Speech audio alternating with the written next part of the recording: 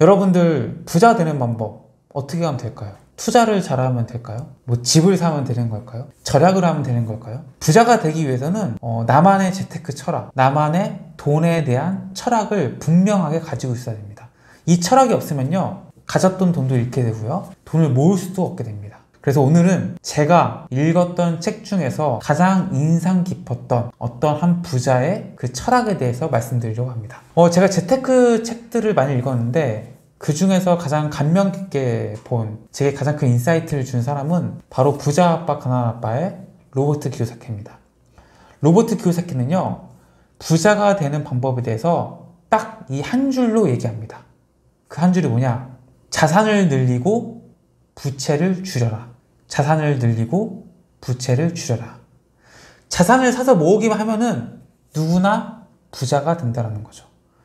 그런데요, 부자들은 진짜 자산이 뭔지를 잘 알고 그 자산을 잘 사서 모으고요, 중산층은 부채를 자산으로 잘못 알고 그 부채를 사서 모은다고 얘기하고 있고, 가난한 사람, 빈자들은요, 뭐 돈을 자산이든 부채든 아무것도 모으지 못하고 그냥 다 써버린다고 얘기하고 있어요.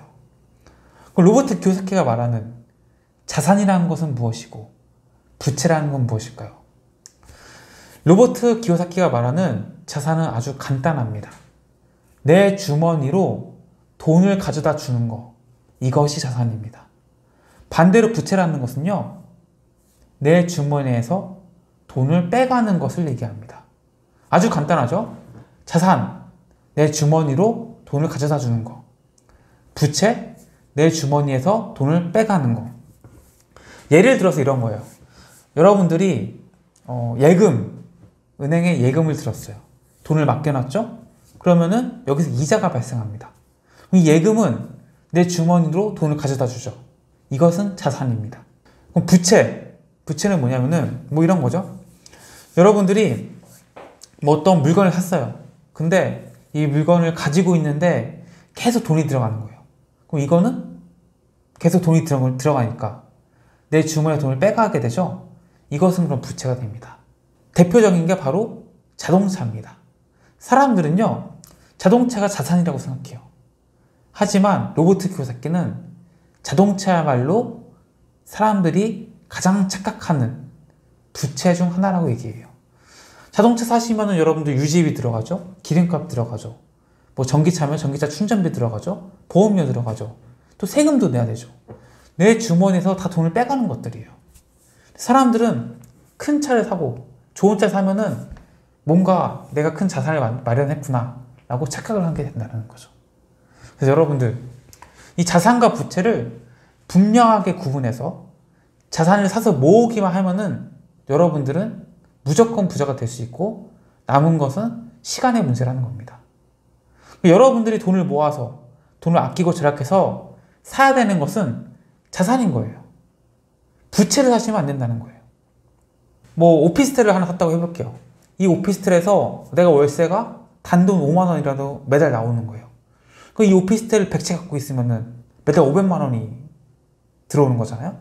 그럼 이 사람은 처음에는 비록 5만 원일지 몰라도 시간이 지나면서 오피스텔을 한 채, 두 채 사서 모았고 100채를 사서 모으니까 5만 원씩 500만 원이 이제 들어오게 되는 거죠. 그럼 이 사람은 더 이상 일을 하지 않아도 매달 500만 원이라는 현금 흐름을 가지게 되는 거죠. 그럼 당연히 이 사람은 그것을 가지지 못한 사람보다 당연히 부자가 될 확률이 더 높고 부자가 될 수밖에 없겠죠. 많은 사람들이 근데 돈을 엉뚱한 데 쓰고 있는 거죠. 예를 들어서 자산도 부채도 아닌 것은 뭐 이런 것들이에요. 먹는 것들, 오마카세, 뭐 고급 레스토랑 가서 돈을 다 써버리는 거예요. 가난한 사람들의 대표적인 소비 패턴입니다. 자산도 아니고 부채도 아닌 것을 그냥 비용으로 써버리는 거죠.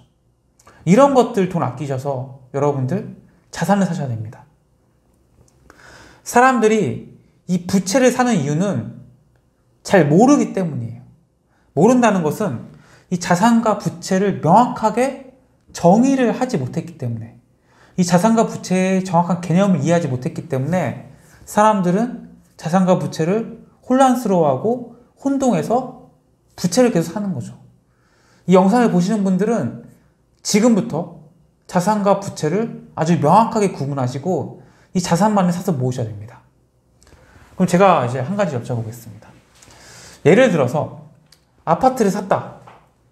우리나라 사람들은 이제 집하면 대표적인 자산이라고 생각을 하죠.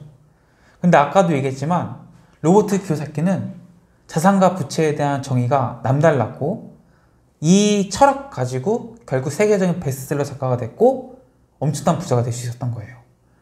아파트란 걸 샀어요. 근데 내가 여기에 거주하고 있어.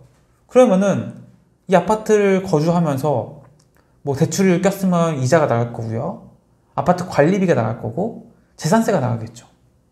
뭐 로버트 키요사키에 의하면은 이 아파트는 부채인 거예요.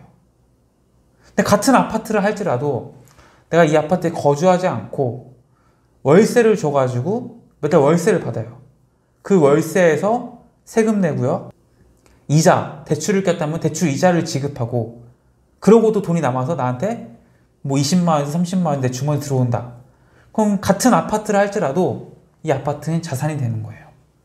그러니까 우리가 어떤 명사를 가지고 차는 자산이냐 부채냐, 집은 자산이냐 부채냐, 컴퓨터는 자산이냐 부채냐, 아이폰은 자산이냐 부채냐 이렇게 따지는데 그게 아니라는 거예요.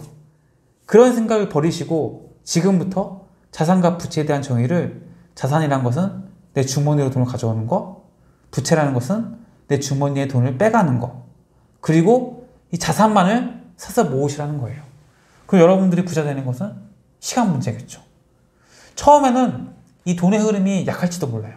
하지만 시간이 지나면서 자산이 하나둘 늘어나게 되고 하나둘 늘어난 자산들이 결국 내 주머니를 점점 두둑하게 해지고 그리고 그게 정말 내 월급보다 많은 현금 흐름이 만들어지면은 나는 이제 일을 하지 않아도 되는 경제적 자유를 얻게 되는 겁니다.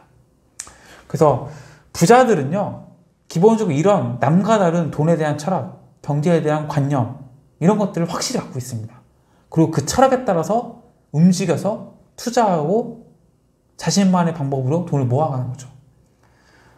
경제 재테크에 실패하는 경우는 대부분 부안해동입니다. 남 따라하는 거죠.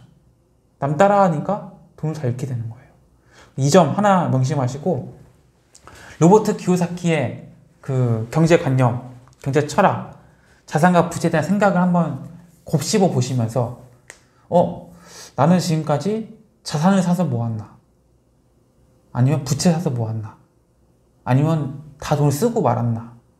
되짚어 보시면서 자산이라는 게 무엇이고 부채라는 게 뭐고 나는 어떤 자산을 사서 모아야겠다 이런 것들을 한번 생각해 보시면 좋을 것 같습니다.